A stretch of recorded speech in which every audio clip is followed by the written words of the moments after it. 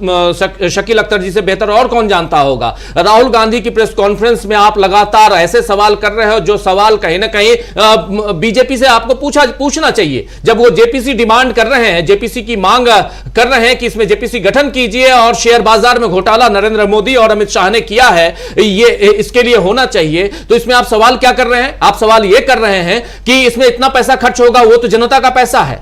आप ये नहीं कर रहे हैं कि ये नरेंद्र मोदी और अमित शाह ने कैसे किया और इसकी भनक देश की जनता को क्यों नहीं लगी, इन सब इसको आगे कैसे लेके जाएंगे। बहुत सारे सवाल हैं, हम भी पत्रकार हैं, हम भी जानते हैं, लेकिन आप लगातार 5 साल नहीं 10 साल से लगातार अगर विपक्ष को घेरते रहेंगे, आप ये करेंगे कि कांग्रेस मुक्त भारत, उसमें आप गलबहियां करते हुए नजर आएंगे। आज जब कांग्रेस आगे बढ़ रही है, आज जब इंडिया गठबंधन के तमाम नेता जो हैं वो आगे बढ़ रहे हैं, आज कुछ भी हो 235 सीटें आज तो है इंडिया गठबंधन के पास में, कम नहीं है, 235 सीटें हैं। जो आप कहते थे कि ये दहाई का आंकड़ा या तिहाई के आंकड़े में नहीं आएंगे, आज नरेंद्र मोदी को पानी पी पी करके क्यों यहां पर भाषण देना पड़ रहा है, ये आप लोग समझते होंगे। तो ये सारी चीजें हैं, तो मीडिया नहीं सुधरने वाला है। लेकिन दूसरी तरफ दो महत्वपूर्ण बातें जिसकी आप चर्चा कर रहे हैं, उत्तर प्रदेश की सरकार, योगी आदित्यनाथ की सरकार अब तब की सरकार हो गई है, यह तय मानिए। उत्तर प्रदेश की सरकार में योगी आदित्यनाथ कल बैठे हुए थे, वहीं सेंट्रल हॉल में जहां नरेंद्र मोदी भाषण दे रहे थे। नरेंद्र मोदी को संसदीय दल का नेता चुना जा रहा था एनडीए की तरफ से, और उसी समय आपने देखा कि लगातार और इन दोनों के बीच की जो केमिस्ट्री थी वो बहुत अच्छी नहीं थी, नरेंद्र मोदी और योगी आदित्यनाथ की। और ये केमिस्ट्री आज से नहीं बल्कि पिछले 10 साल से अच्छी नहीं चल रही है, ये आप सब जानते हैं। और आज जब योगी आदित्यनाथ ने अपनी बैठक बुलाई है लखनऊ में, तो उस बैठक में दोनों डिप्टी सीएम का नहीं पहुंचना, केशव प्रसाद मौर्य का नहीं पहुंचना और ब्रजेश पाठक का नहीं पहुंचना बहुत मायने रखता है। इसमें और भी क्या कुछ होगा, जब लखनऊ से हमारे साथी जुड़ेंगे तो वो बताएंगे। लेकिन उसके अलावा एक महत्वपूर्ण बात यह कि महाराष्ट्र की सरकार भी इनकी जो बीजेपी की सरकार है और वहां महायुति की सरकार कह ले, क्योंकि आपने एनसीपी में तोड़फोड़ किए, आपने शिवसेना को तोड़ा, उसके बाद आप शिंदे और अजीत पवार को अपने खेमे में लेके आते हैं, लेकिन दोनों सरकार आपकी ठीक नहीं है। मतलब महाराष्ट्र की सरकार भी आपकी अब तब की सरकार है, आपकी सरकार हरियाणा की भी अब तब की सरकार ही है, हरियाणा की सरकार भी आपकी कभी भी जा सकती है। और तय मानिए कि बिहार की सरकार भी आपकी अब तब की सरकार ही है।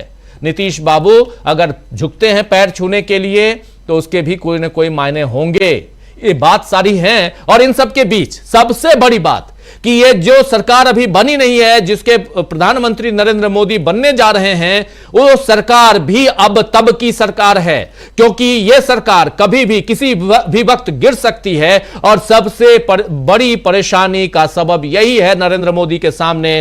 टीडीपी के साथ कितने दिनों तक चलेंगे, कितने दिनों तक ये चलेंगे इधर नीतीश कुमार के साथ, और कितने दिनों तक बाकी लोगों के साथ चलेंगे। जयंत चौधरी 2 सीटों के लेकर 100% वहां पर रिजल्ट लेके आते हैं, लेकिन जयंत चौधरी को आप मंच पे नहीं बैठाते हैं। शकील जी जरा समझना चाहता हूं जयंत चौधरी की राजनीति, और ऐसे में जयंत चौधरी को आप मंच पे नहीं बैठाते हैं, नीचे दर्शक दीर्घा में बैठाते हैं, इसके मायने क्या? जाटों के बीच जिन लोगों ने जयंत चौधरी के दोनों कैंडिडेट्स को जिता करके पहुंचाया, उनके बीच नाराजगी नहीं होगी क्या? और क्या यहां से बहुत आसान है, 2 सीटें नहीं 2 से कई सीटें जो है वो प्रभावित होती हैं, वो वहां क्या ये प्रभाव नहीं पड़ा होगा क्या? और इन सब के बीच आज जब मंत्री परिषद को लेकर, मंत्रिमंडल को लेकर जब खींचतान चल रही है, तो उसमें भी कि होम मिनिस्ट्री किसके पास रहना है, फिर गृह मंत्रालय, रक्षा मंत्रालय किसके पास रहना है, किसके पास फाइनेंस मिनिस्ट्री रहनी है, इन सब पे जबरदस्त खींचतान है। और क्या जिनके सहारे आप एक सीट थी मधु कोड़ा के पास और वो मुख्यमंत्री थे, आप याद कीजिए झारखंड में मात्र एक निर्दलीय, और वो मुख्यमंत्री के पद पर विराजमान थे, इसलिए क्योंकि उनके कारण वहां सरकार बन सकती थी। और यहां तो इनके पास 28 सीटें हैं, क्या इनके कारण ही तो नरेंद्र मोदी आज पीएम की कुर्सी पर विराजमान होने जा रहे हैं?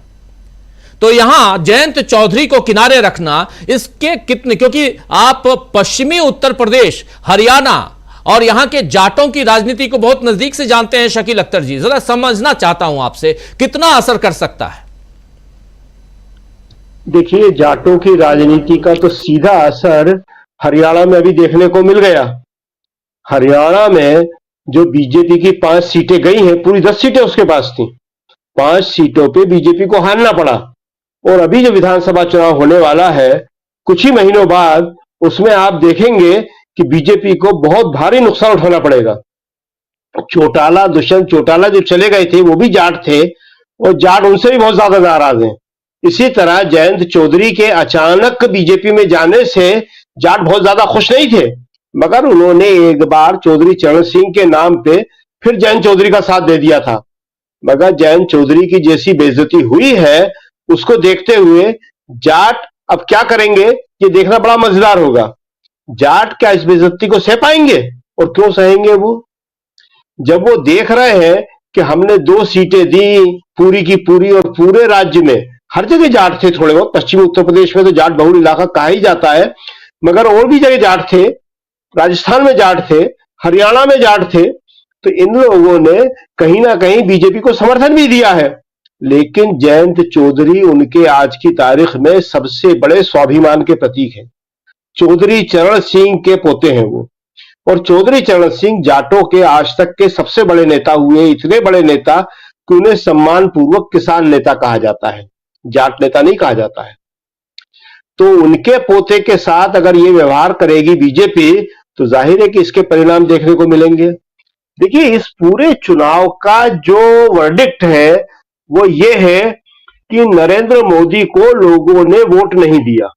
नरेंद्र मोदी के 10 साल के कार्यकाल को लोगों ने पसंद नहीं किया। नरेंद्र मोदी के 10 साल के कार्यकाल के खिलाफ लोगों ने वोट दिया है, और राहुल के समर्थन में वोट दिया है।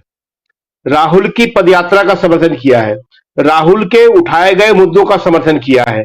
राहुल ने बेरोजगारी की बात उठाई, राहुल ने महंगाई की बात उठाई, राहुल ने अग्निवीर की बात उठाई, राहुल ने संविधान की बात उठाई। आप देख रहे हैं कि उनके संविधान की बात उठाने का कितना बड़ा असर हुआ। प्रधानमंत्री मोदी जी 2009 के चुनाव में भी गए थे सेंट्रल हॉल में, इसी सेंट्रल हॉल में, और दूर से संविधान को प्रणाम करके चले आए। इस बार उन्होंने उसे दोनों हाथों में उठाया, किसी धार्मिक पुस्तक की तरह सर माथे से लगाया, जैसे धार्मिक पुस्तक को लगाया जाता है। तो ये असर जो है राहुल के संविधान के सवाल उठाने को ही था। राहुल ने जिस तरह ये बात को उठाया है कि इस बार जो है लोकतंत्र और संविधान दोनों खतरे में है, और जनता ने इसका समर्थन किया। इंडिया गठबंधन को इतनी सीटें उसने दिलाई हैं, हर राज्य से, हर जगह से, कुछ जगह आप छोड़ दीजिए वहां कांग्रेस की अपनी गलतियां रही हैं। तो ये इसीलिए है कि लोग इस बात को समझ गए कि ये लोकतंत्र का मतलब या संविधान का मतलब बड़ा सीधा है, वो है हमारे वोट की ताकत। आज मोदी जी ने पता नहीं कितनी सभाएं की है, 100, 150, 200, तो क्यों की है? इसलिए कि उन्हें मालूम था कि मुझे एक आदमी का वोट लेना है, और जिस दिन संविधान नहीं रहेगा, जिस दिन लोकतंत्र नहीं रहेगा, तो उस दिन कोई जाएगा, गांव गांव घूमेगा, ऐसी गर्मी में सभाएं करेगा। अपडेट देना चाहता हूं शकील जी, एक ब्रेकिंग ये कि ये सीडब्ल्यूसी की बैठक अब खत्म हो चुकी है और थोड़ी देर बाद प्रेस कॉन्फ्रेंस होने वाली है। सीडब्ल्यूसी कांग्रेस वर्किंग कमेटी की बैठक खत्म हो चुकी है और अब यहां से एक प्रेस कॉन्फ्रेंस होगी थोड़ी देर में। उस प्रेस कॉन्फ्रेंस में भी आपको हम ले चलेंगे। सीधा ये समझेंगे कि इस सीडब्ल्यूसी की बैठक में कांग्रेस वर्किंग कमेटी की भी आज बैठक, दो चीजें पैरेलल चल रही हैं दोस्तों। एक इधर कांग्रेस अपनी रणनीतियों पर आगे क्या कुछ करना है इसकी तैयारियों के लिए आज अपने वर्किंग कमेटी के सदस्यों की बैठक बुलाई थी कांग्रेस ने दिल्ली के होटल अशोका में। यहां यह बैठक चल रही है, तस्वीरें आप देख रहे हैं साफ साफ, और इसका जायजा ले रहे हैं वहां हमारे साथी इकरार खान, वो जुड़ेंगे थोड़ी देर में। और दूसरी तरफ ये बैठक खत्म हो चुकी है और इस बैठक के बाद अब कांग्रेस अपनी एक प्रेस कॉन्फ्रेंस करेगी, उस प्रेस कॉन्फ्रेंस में भी हम आपको ले चलेंगे। दूसरी तरफ इधर चल रही है, बैठकों का दौर चल रहा है एनडीए के अंदर और लगातार सीटों को लेकर, सीटों के बंटवारे, सीट नहीं माफी चाहूंगा, मंत्रिपरिषद, मंत्रिमंडल में कौन किस कुर्सी पर बैठेगा, यानी किसको कौन सा पद मिलेगा, इसको लेकर जबरदस्त खींचतान है। जीतन राम मांझी के पास एक सीट है, लेकिन उनको भी एक मंत्रिमंडल में चेहरा चाहिए। उसके अलावा एक सीट वाले और भी कई हैं, उनको भी चेहरा चाहिए उनके लिए भी। और चंद्रबाबू नायडू और नीतीश बाबू, ये दोनों एन फैक्टर जो हैं, नायडू एंड नीतीश, ये दोनों तो बिल्कुल वहां पर कुंडली मारकर बैठे हुए हैं ही। लेकिन कुंडली मारकर बैठने वाले अगर कभी नाराज होते हैं तो वो काट भी लेते हैं। आप जानते हैं ना कुंडली कौन मारता है। तो ये बहुत इंपॉर्टेंट है। शकील जी प्लीज अपनी बात आगे बढ़ाइए। ये एक लंबी चौड़ी, देखिए कितनी लंबी फहरिस्त है यहां कांग्रेस के तमाम नेताओं की, और कांग्रेस की इधर बैठक चल रही है और बैठक खत्म हो चुकी है कांग्रेस की, और दूसरी तरफ उधर बैठक चल रही है, बैठकों का दौर चल रहा है, रूठने मनाने का बैठक का दौर चल रहा है एनडीए के अंदर। एनडीए का कुनबा किस दिन बिखरेगा ये आप और हम आज की तारीख में बता नहीं सकते, लेकिन किसी भी पल बिखर सकता है।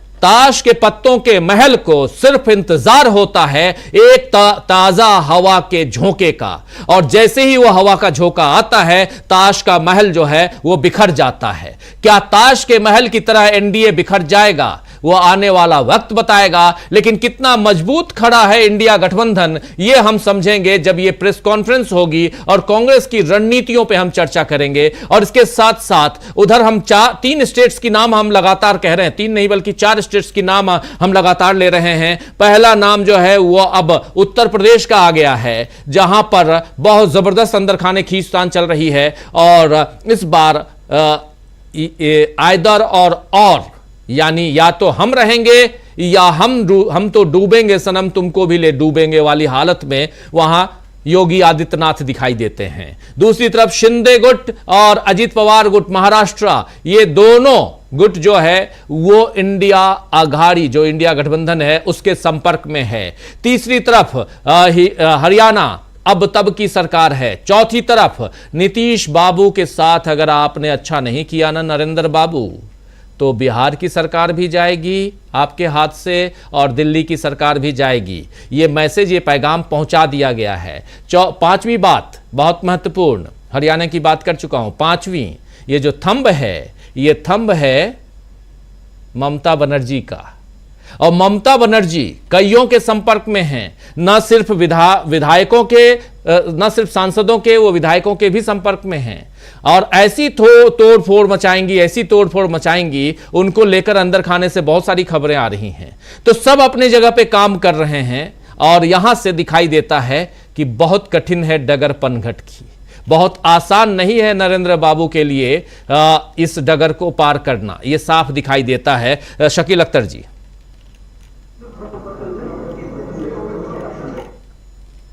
मीटिंग है एक्सटेंडेड, इसमें जो है सारे फ्रंटल ऑर्गेनाइजेशन के प्रमुखों को बुलाया गया है, इसमें जो राज्यों के विधायक दल के नेता हैं उनको बुलाया गया है, मुख्यमंत्रियों को बुलाया गया है। जब चुनाव के बाद मीटिंग होती है सीडब्ल्यूसी की, तो इसी तरह सबको बुला के उनके विचार जाने जाते हैं। और इस बार ये मीटिंग इसलिए खास है कि कांग्रेस के लिए लंबे समय बाद केंद्र में कोई खुशी का मौका आया है। कांग्रेस ने इस चुनाव में अच्छा प्रदर्शन किया है और इंडिया गठबंधन बना के सारे विपक्ष को साथ लेके उसने मोदी जी को साधारण बहुमत पाने से भी रोक दिया। देखिए, पिछली बार 303 सीटें थी मोदी जी की अकेले, मोदी सरकार कहलाती थी वो। इस बार वो मोदी सरकार का जो नेम प्लेट थी वो बोर्ड हट गया है, अब वो सरकार एनडीए सरकार हो गई है। क्यों? क्योंकि 240 के ऊपर कांग्रेस ने और राहुल गांधी ने उनको रोक दिया है। तो ये अपने आप में बड़ी बात है। तो इस खुशी में, इस मौके पे सबको इस मीटिंग में बुलाया गया है। सीडब्ल्यूसी के पास पावर होती है, वो किसी को भी विशेष आमंत्रित के तौर पे बुला सकती है। तो इसलिए विशेष आमंत्रित के तौर पे काफी लोगों को बुलाया गया है, इसलिए आप इतनी बड़ी मीटिंग देख रहे हैं। और इसीलिए ये कांग्रेस मुख्यालय पे आमतौर पे हुआ करती थी। ये इससे पहले जब सोनिया गांधी कांग्रेस अध्यक्ष थी, 10 जनपद में भी हुआ करती थी वो, तो कांग्रेस मुख्यालय के हॉल में जो होती थी वहां पे इतने लोग आ नहीं सकते थे, गर्मी का मौसम था। और पहले कोशिश की थी कि कांग्रेस के लॉन में ही शामियाना लगाया जाए, वो काम भी शुरू हो गया था, मगर लगा कि गर्मी वहां भी ज्यादा होगी, तो इसको इसलिए अशोका होटल में शिफ्ट कर दिया गया, क्योंकि आज एक डिनर भी देना है। यहां से और ज्यादा लोग बढ़ जाएंगे। जो कांग्रेस के एमपी आए हुए हैं वो सब इसमें शामिल नहीं है, वो इससे अलग है। जो कांग्रेस के जीते हुए एमपी हैं उनकी शाम को एक कांग्रेस संसद के सेंट्रल हॉल में एक अलग मीटिंग होना है, जिसे कांग्रेस संसदीय दल की बैठक कहा जाता है, वो होगी, जिसमें लोकसभा के भी सदस्य होंगे जीते हुए नए, और राज्यसभा के भी सदस्य होंगे, जिसमें सोनिया गांधी को ऐसा माना जाता है, समझा जाता है कि सोनिया गांधी को कांग्रेस संसदीय दल का नेता फिर से चुन लिया जाएगा। हर बार जब लोकसभा के चुनाव होते हैं तो संसदीय दल का नेता चुनने की एक परंपरा होती है, तो वो चुना जाएगा। उसके बाद जो एक बहुत चर्चा का विषय है कि लोकसभा में कांग्रेस का नेता कौन बनेगा, नेता विपक्ष कौन बनेगा, उसे नेता विपक्ष का दर्जा मिलेगा या नहीं, वो भी हम बताते हैं। तो उसके लिए राहुल गांधी का नाम चल रहा है, कांग्रेस के कुछ नेताओं ने वो मांग भी कर दी है। तो ऐसा लगता है कि कांग्रेस संसदीय दल का नेता चुनने के बाद सोनिया गांधी उस नेता का चुनाव करेंगी। अभी तक होता यही आया है कि संसदीय दल की नेता के तौर पे सोनिया गांधी लोकसभा में और राज्यसभा में दोनों जगह जो है अपनी पार्टी का नेता मनोनीत करती है। अब जो सवाल है सबसे बड़ा, जिसको मीडिया उछालता रहता है, नेता विपक्ष के लगे पिछली बार नहीं बनाया था या उपाध्यक्ष का सवाल, दोनों पे हम बात करते हैं। तो नेता विपक्ष के सवाल पे ये 10% का नियम कहीं पे भी लिखा हुआ नहीं है कि कुल लोकसभा सदस्य के अगर 10% नहीं जीते हैं इसलिए हम नेता विपक्ष नहीं बना रहे, ऐसा कहीं लिखा हुआ नहीं है। लेकिन मोदी जी को नहीं बनाना था, वो दर्जा नहीं देना था, नहीं दिया। उसमें एक स्पष्ट नियम खाली एक ही है नेता विपक्ष का, उसके वेतन भत्तों से संबंधित नियम, कि उसको कैबिनेट मंत्री के बराबर दर्जा दिया जाएगा, वो सुविधाएं दी जाएंगी, वो वेतन भत्ते दिए जाएंगे। लेकिन 10% का नियम एक सामान्य परंपरा थी, उसका कोई रूल नहीं है, कहीं लिखित में नहीं है। तो अब अगर 10% से ऊपर कांग्रेस सीट ले आई है, 20% से ज्यादा ले आई है, तब भी अगर मोदी चाहे न दे तो न दे, जैसा कि उन्होंने पिछली बार जो है लोकसभा में किसी को भी उपाध्यक्ष बनाया ही नहीं, बनने ही नहीं दिया। जबकि आम परंपरा है, जब कांग्रेस की सरकार थी यूपीए की, तो ये पद जो विपक्ष को दिया जाता था बीजेपी को दिया गया, लोकसभा में दिया जाता है, आमतौर पे दिया जाता है। इसमें देखिए, लोकसभा की राजनीति एक अलग राजनीति होती है और दलगत राजनीति अलग होती है। आमतौर पे आज से पहले जितने भी प्रधानमंत्री थे उन्होंने कभी भी संसद में इस तरह की छोटी राजनीति नहीं की। हम शायद पहले भी आपको बता चुके हैं कि जब इंदिरा गांधी हुआ करती थी, हमने इंदिरा गांधी को कवर किया है, और जब वो देखती थी कि कोई सवाल नहीं पूछ रहा है तो वो धीरे से एक पर्ची पे लिख के पीलू मोदी के पास पहुंचाती थी, और पीलू मोदी पढ़ के हंसते थे, कहते अच्छा विपक्ष को कमजोर समझ रखा है, लाइए हम पूछते हैं। नेहरू जी के बारे में हमने बताया कि नेहरू जी का मुकाबला कर रहे हैं, कर लीजिए, कहने में कुछ नहीं जाता है। तो नेहरू जी जो थे, नेहरू जी का प्रभाव मंडल इतना बड़ा था, आजादी के आंदोलन से निकले हुए नेता, 9 साल से ज्यादा जेल में रहे थे, जिन्होंने अपना सब कुछ त्याग दिया था, अपना घर मकान तक दे दिया था देश के नाम पे, सब छोड़ दिया था। वो नेता जिसने भारत का नवनिर्माण किया था, तो जब उन्होंने देखते थे वो कि इतना असर था कि आम तौर पे लोग उनकी सामान्य आलोचना से बचते थे, तो नेहरू चाणक्य के उपनाम से, जिसे पेन नेम कहते हैं अंग्रेजी में, उससे लेख लिखते थे, लेख प्रिंटेड, अपनी आलोचना करते हुए। वो अभी आप एक दिन शायद जिक्र कर रहे थे, हाँ, जब कार्टून का जिक्र चल रहा था कि नेहरू जी कहते थे, तो नेहरू जी कहते थे डोंट स्पेयर मी, मुझे छोड़ना नहीं, मुझे माफ नहीं करना, आप मुझ पे कृपा नहीं करना, आप मुझ पे भी उतना ही तीखा कार्टून बनाना जितना आप दूसरों पे बनाते हो। तो इस तरह से डेमोक्रेसी को, संवैधानिक संस्थाओं को नेहरू ने मजबूत किया है। आप करिए। अभी एक बार हम बता रहे थे कि पाकिस्तान में एक बार बात हुई कि हम भी साथ आजाद हुए, भारत भी साथ आजाद हुआ, भारत कहां से कहां पहुंच गया, हम कहां हैं। तो किसी ने वहां बड़ा अच्छा जवाब दिया कि फर्क है, उनके पास नेहरू था, हमारे पास नहीं है। नेहरू ने भारत में संवैधानिक संस्थाएं बनाई, उन्हें पूरी आजादी दी। ये चुनाव आयोग की जिसकी आज बात होती है, 1950 में, 1950 में, ये पंडित जवाहरलाल नेहरू ने बनाया। तो आप नेहरू की बराबरी की बात करते हैं कि तीसरी बार शपथ लेने के बाद 361 सीटें लेके आए थे नेहरू 1962 में, लास्ट चुनाव में। 1952, 1957 और 1962, 3 चुनाव नेहरू जी जीते थे। तो उस वक्त जो नेहरू जी ने, उससे पहले आपने 2 चुनाव जीते।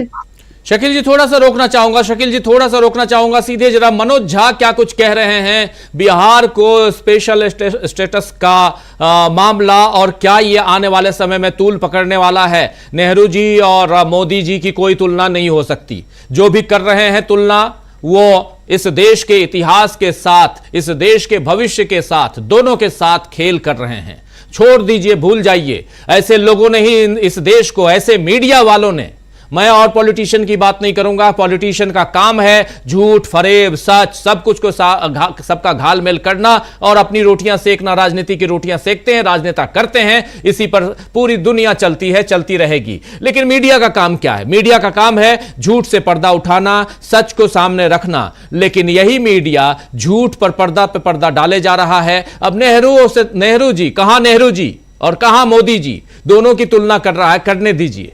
लेकिन यहां पर स्पेशल स्टेटस का मामला, चाहे वो आंध्र प्रदेश का हो, चाहे वो मामला बिहार का हो, लेकिन बिहार के मामले में, और ये तय मानिए कि ये ऐसा मामला है जिसमें कई बार सरकारें गिरी हैं, क्या नरेंद्र मोदी की सरकार भी ऐसी में गिरेगी? जरा सुन लेते हैं पहले क्या कुछ कह रहे हैं उधर मनोज झा, आरजेडी नेता।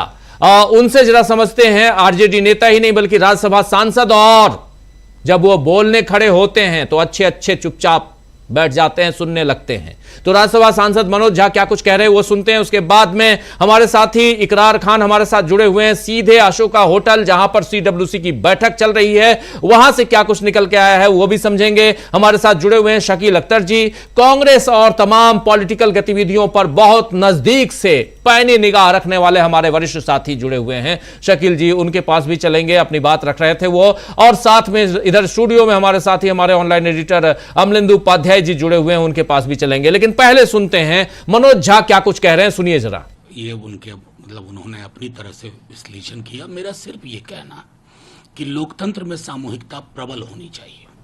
हम जीते या वो जीते, ये जो व्यक्ति का अहंकार, व्यक्ति का गुरूर, ये जो भैंस मंगल सूत्र मुजरा चल रहा था ना, इसमें मैं उसकी संभावना नहीं देख रहा हूं। और मैं तो अपने राज्य के लिए कहूंगा, नीतीश जी, तेजस्वी जी लगातार बिहार को विशेष राज्य के दर्जे की मांग कर रहे थे। अब वक्त आ गया कि उस मांग को टेबल पर रखा जाए। आरक्षण के दायरे को जो बढ़ा गया है उसको 9वीं अनुसूची में शामिल किया जाए। और हाँ, देश भर में जातिगत जनगणना होनी चाहिए। एक कॉलम जोड़ना है। अब इंतजार करते हैं कि गृह मंत्री कौन बनते हैं, फिर एक पिटीशन देंगे, फिर पार्लियामेंट में लाएंगे। ये होगा इस बार का जो स्वरूप है सरकार का, उसमें आपको फ्लेक्सिबल रहना होगा।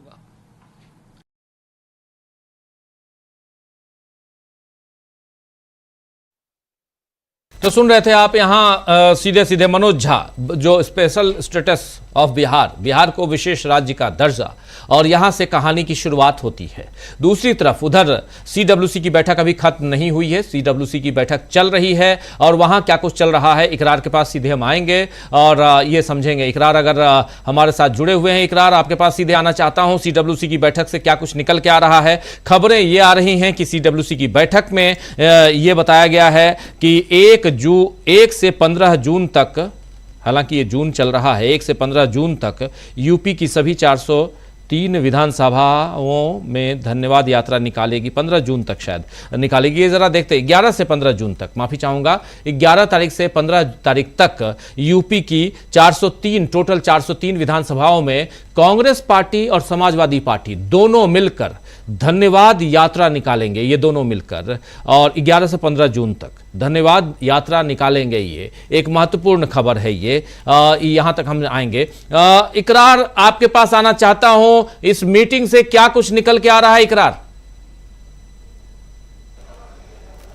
जी बिल्कुल, अभी मीटिंग जो चल रही है, बार बार तो कुछ देर में पता चलता है कि मीटिंग, क्योंकि अंदर मीडिया अलाउड नहीं है, और जो भी खबरें आ रही हैं सोर्सों से खबरें आ रही हैं कि सभी मुद्दों पे जो चर्चा हो रही है कि किस तरीके से हमें किन किन राज्यों में जो है वो हार का सामना करना पड़ा, वो हार किस वजह से हुई, प्रदेश के जितने भी जो मेंबर है प्रदेश कांग्रेस कमेटी के, उनसे चर्चाएँ हो रही हैं। ये सारे बहुत सारे मुद्दों पर चर्चा है। भविष्य में जो है जिन राज्यों में चुनाव हैं उन सब पर चर्चाएँ हुई हैं, ये सब है। अब राहुल गांधी 2 बार बाहर मीटिंग हॉल से बाहर आके दूसरे हॉल में गए हैं, तो ये तमाम चल रहा है। और तमाम यहाँ जो अभी कुछ ही समय पे थोड़े समय में जो है प्रेस कॉन्फ्रेंस होगी। प्रेस कॉन्फ्रेंस में जो है सारी जानकारी देंगे।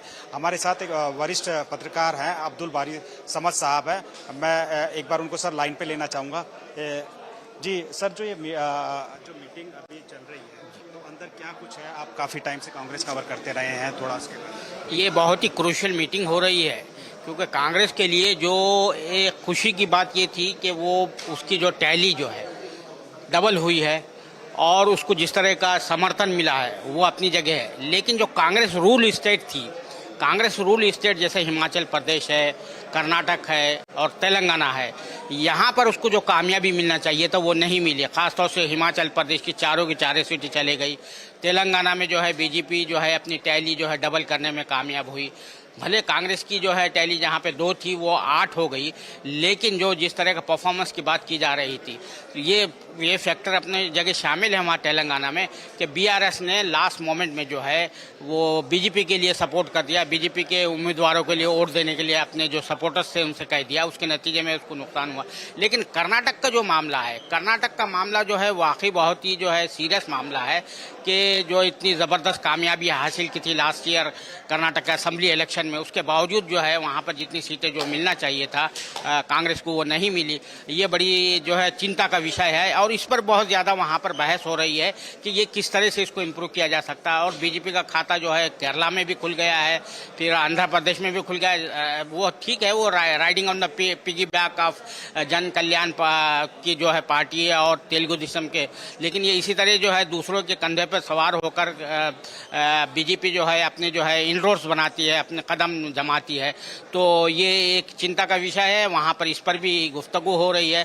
मुझे भी बहुत से वहाँ के जो सीनियर कुछ लीडर्स हैं उन्होंने बताया कि इस पर खासतौर से बहस होगी। और मध्य प्रदेश का जो मामला है, मध्य प्रदेश में जो है जिस तरह का कांग्रेस का परफॉर्मेंस रहा वो बहुत ही खराब रहा। असेंबली इलेक्शन में भी बहुत खराब रहा, हालांकि वहाँ पे एंटी इनकम्बेंसी बहुत ज़्यादा थी, लेकिन इसके बावजूद भी क्या मामला है कि वहाँ पे ट्राइबल्स की अच्छी खासी आबादी है और ट्राइबल्स जो है जनरली जो है यूजुअली जो सपोर्ट करते हैं वो कांग्रेस को सपोर्ट करते हैं। फिर भी जो है वहाँ पर बीजेपी को किस तरह से कामयाबी मिले, तो इस पर भी बहस हो रही है। क्योंकि वो जो हिंदुत्व के साथ जो है कांग्रेस के एजेंटों को जो है कमलनाथ ने जो गुडमुट करने की कोशिश की थी, शायद ये चीज़ जो है काउंटर प्रोडक्टिव नज़र आ रही है कि भाई जो राष्ट्र हिंदुत्व की बात करता है, डायरेक्ट हिंदुत्व की बात करता है, हम उसी को क्यों ना सपोर्ट करें, बल्कि ये जो है आए बाएं शाए करके जो है यानी ढुलमुल वाला हिंदुत्व का जो नकाब पहनकर जो है कमलनाथ जिस तरह का वहाँ पर कांग्रेस को जो है लेकर गए हैं, उसके नतीजे में जो है कांग्रेस को काफ़ी जो है मध्य प्रदेश में काफ़ी नुकसान पहुंचा। लेकिन राजस्थान का जो रिजल्ट है आप देखते हैं कि कांग्रेस ने वहाँ पर क्लियर कट स्टैंड लिया, वहाँ पर कोई क्लियर स्टैंड लेके चला। उन्होंने कोई हिंदुत्व वगैरह का सॉफ्ट हिंदुत्व और हार्ड हिंदुत्व के बीच में कोई अपने आप को नहीं रखा, बल्कि सीधा सीधा अपना सेकुलर जो है और जो जनता के लिए, आवाम के लिए जो उसके जो स्कीम है, फ्लाई स्कीम है, उसके हवाले से ही बात की। तो उसका नतीजा है अब राजस्थान में अच्छे नताइज सामने आए। यूपी की भी जो है, यूपी में जो है एक नई तवानाई मिली है, नई एनर्जी मिली है कांग्रेस को, जहाँ पर जो है उसकी सिर्फ एक ही सीट आई थी 2019 में, अब 6 सीटें आई है, गालिबन 6 या 7 सीटें आई है। तो ये जो है पार्टी के लिए बड़ा अच्छा वो है। लेकिन बिहार में जिस तरह से जो है इंडिया का परफॉर्मेंस होना चाहिए था वो नहीं हो पाया, वो भी एक चिंता का विषय है। उस पर भी बहस हो रही है और पार्टी के स्ट्रक्चर को किस तरह से मजबूत किया जा सकता है इस पर भी बहस हो रही है। और आइंदा जो है वहाँ महाराष्ट्र में इलेक्शन होने वाले, महाराष्ट्र में तो ज़बरदस्त उनके हक़ में नताइज आए हैं और कुछ जगह जो है वहाँ, हालांकि महाराष्ट्र के जो नताइज है उसकी ख़ास वजह ये है कि ज़्यादातर वोटर जो हमारे भोले भाले होते हैं, तो जो चुनाव चिन्ह दिया गया था, तो वो सिंबल जो दिया गया था उससे बड़ा कन्फ्यूजन हो रहा था। क्योंकि मेरा ताल्लुक़ खुद महाराष्ट्र से है, मैं अपने कॉन्स्टिट्यूएंसी बीड़ की बात बताता हूँ। वहाँ पर जो है किस तरह से इलेक्शन कमीशन ने खेल खेला था कि जो एनसीपी शरद पवार के कैंडिडेट वहाँ से लकीली जीत कर आ गए। हुआ ये था कि उनको जो चुनाव चिन्ह दिया गया था, सिंबल दिया गया था, वो एक इंडिपेंडेंट, अननोन इंडिपेंडेंट को भी उसी तरह का एक चुनाव चुने गया है ना, तुतारी थी उनका जो है चुनाव था, शरद पवार की जो कैंडिडेट थे उनका जो था, और दूसरा जो इंडिपेंडेंट कैंडिडेट था वो तुतारी जो है एक शख्स पकड़ा हुआ था, मुंह में लगाया हुआ था। अब भोले भाले वोटर्स को समझ में नहीं आया, वो तुतारी जो है उसी का समझ रहे थे, उन्होंने वोट लगा दिया। तकरीबन 60-65 हज़ार वोट जो है वो अननोन कैंडिडेट जो है, जिसको कोई जानता भी नहीं था, उसने 60-65 हज़ार वोट ले लिया। तो ये जो शरद पवार के जो कैंडिडेट है स्क्रैप थ्रू जिसको कहते हैं ना, मामूली से 8,000 वोटों के फर्क से वो जीत गए। तो इस तरह की जो चीजें हुई है, तो ये जो एकनाथ शिंदे की भी जो पार्टी है उसको जो 6-7 सीटें मिली है वो इसी कंफ्यूजन की वजह से मिली हुई है, मुझे ऐसा लगता है। क्योंकि वहाँ पर जिस तरह, क्योंकि हमारे पास वोटर जो है, हर चौथा वोटर जो है पढ़ा लिखा नहीं है, वो समझदार नहीं है। समझदार से मुराद मेरी कहने का मतलब ये है कि उसको ज़्यादा जो है सियासी उमूर की जो है, सियासी उसकी जो है ज़्यादा जो है तो वो समझ नहीं होती है, लेकिन जो है इसका नतीजा जो फ़ायदा उठाया। तो अब ये जो महाराष्ट्र में जो इलेक्शन होने जा रहा है, असेंबली का इलेक्शन अक्टूबर में होगा, हरियाणा में होगा, तो ये जो क्रूशियल स्टेट्स है यहाँ खासतौर से महाराष्ट्र और दिल्ली में भी जो है अगले साल होगा, दिल्ली में तो इलेक्शन अगले साल होगा। तो ये जो है कांग्रेस को एक नई एनर्जी मिली है, और जो लोकसभा में इसका जो परफॉर्मेंस रहा है, डबल हुई है, उससे कुछ ज़्यादा सीटें मिल सकती थी अगर कर्नाटक में, हिमाचल प्रदेश में, मध्य प्रदेश में और तेलंगाना में इसका परफॉर्मेंस कुछ और अच्छा होता, तो इसकी टैली जो है तकरीबन 120-130 के करीब चले जाती।